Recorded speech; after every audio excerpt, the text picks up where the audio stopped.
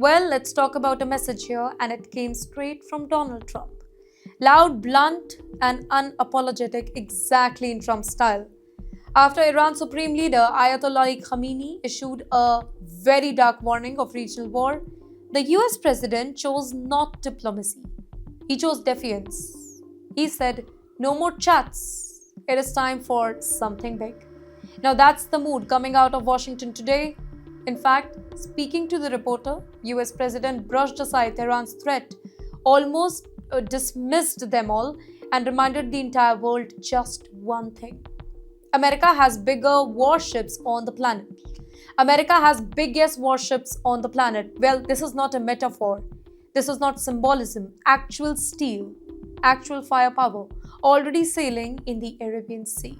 Now let's pause here for a moment because the timing matters. Iran issues a warning. The US moves warship closer, and Trump responds not with fear, not with restraint here, but with confidence. He says he hopes Iran will make a deal. Hope repaired with muscle. But that combination is not accidental. Here's what Iran is saying. Ayatollah Ali Khamenei has warned of consequences, of resistance, of regional escalation. Behind those words lies a regime under pressure. Inside Iran, there are protests, crackdown, arrest, force. The streets are tensed, and history tells us something very, very important. Regimes under internal pressure often look outwards. But you know what Trump is signaling here? Trump's message, it is simple, almost brutal in its clarity. We are stronger, we are present, and we are not nervous.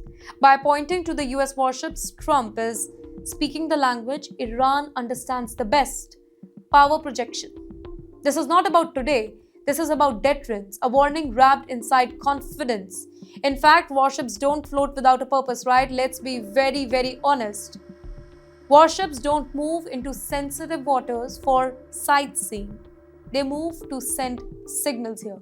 Sometimes to prevent war, sometimes to prepare for it. And sadly, sometimes to force the other side back to the table. Deal or disaster? That's the question here. Trump's words leave Iran with a very narrow path. Make a deal or face pressure, economic, political, and military. This is classic Trump-era strategy. Maximum pressure, public messaging, private leverage. There are no long speeches, no diplomatic poetry that he makes. Just power and the deadline implied, but never spoken. In the end, here's a bigger picture. This is no longer just about Trump versus Khamenei. In fact, this is about control of the Middle East, stability of shipping lanes, energy market, global alliances. One misstep here does not stay regional. It is going to spread, and that too really fast. So you tell me, is this bravado meant to stop a war, or is it the opening act of something far more dangerous?